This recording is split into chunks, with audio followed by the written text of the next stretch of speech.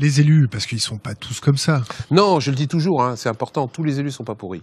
Mais plus on remonte en haut de la pyramide, et ce n'est pas un symbole maçonnique, plus malheureusement on rencontre des élus pourris. Vous savez combien coûte une campagne présidentielle? 50 millions. 50 millions d'euros. 50 millions d'euros. Et qu'on ne me dise pas que c'est pas vrai, il y a un mec qui s'appelle Sarkozy qui s'est fait gauler. Et quand vous voyez la campagne d'Hollande, quand vous voyez la campagne c'est à peu près le même. Alors, vous les avez les 50 millions? Ça peut se trouver avec un peu de crowdfunding. Oui, avec surtout des gens nantis qui vous donnent de l'argent en masse, plus ou moins légalement, je dis bien plus ou moins légalement. Mais je me dis, si moi je te donne 3 ou 4 millions d'euros pour ta campagne présidentielle. Qu'est-ce que je vais vous rendre derrière? Merci, vous comprenez très vite. C'est ce qui se passe aujourd'hui avec les vaccins. J'ai comme l'impression, par exemple, que les 11 vaccins, il y a un petit remerciement quand même à des gens qui ont donné du pognon. Parce qu'il y a un truc vachement simple dans les vaccins, et moi je suis toujours un type très terre à terre. Je suis pas contre les vaccins, personne n'est contre. Mais qu'on m'explique pourquoi on fait un vaccin pour la rage à un gosse de 3 mois et un vaccin pour l'hépatite B.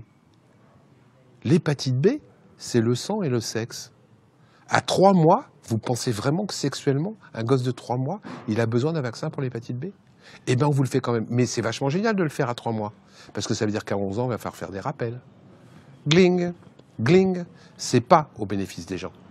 C'est au bénéfice du profit. Et le problème, il est là aujourd'hui dans la politique. C'est que la politique, de plus en plus, travaille pour le profit. Or, par définition, excusez-moi, le profit, c'est réservé à quelques-uns. Nous, on veut des sociétés basées sur le partage. Parce que le partage, c'est pour tout le monde. Je vous ouvre une parenthèse. On parlait des élus qui n'étaient pas tous pourris. Oui.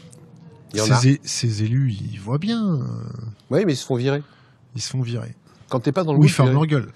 Alors, ou ils détournent la tête. Non, il y en a qui détournent la tête, mais il y en a vraiment qui essayent de râler. Moi, je me rappelle de Isabelle Attard ou des choses comme ça, qui étaient vraiment des députés qui trichaient pas, qui mettaient... Ils se sont fait dégager. On revient à ce que je vous disais précédemment.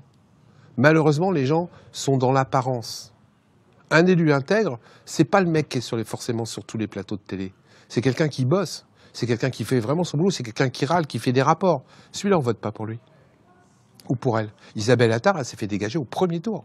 C'était une nane nickel chrome. Et j'en ai plein des élus comme ça, qui étaient nickel chrome. C'est ceux qui se sont fait dégager en premier. Pourquoi? Parce qu'un escroc, c'est le mec en qui on a confiance. Un escroc, il est sympa, il connaît le nom de ton fils, il te serre la main, tu le vois à la télé, il est beau.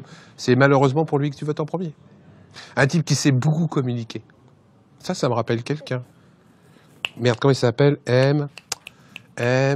Mec, un produit marketing. Un bon produit marketing, celui qu'on ne connaît pas un an avant, et puis un an après, il est président de la République. Comment il s'appelle? J'ai oublié son nom. Qu'on voit sur toutes les chaînes de télé, qu'on voit dans tous les journaux. Macron, voilà. Voilà, ça c'est un bon produit marketing. Pas sûr que dans le paquet bonus, il y a un joli cadeau.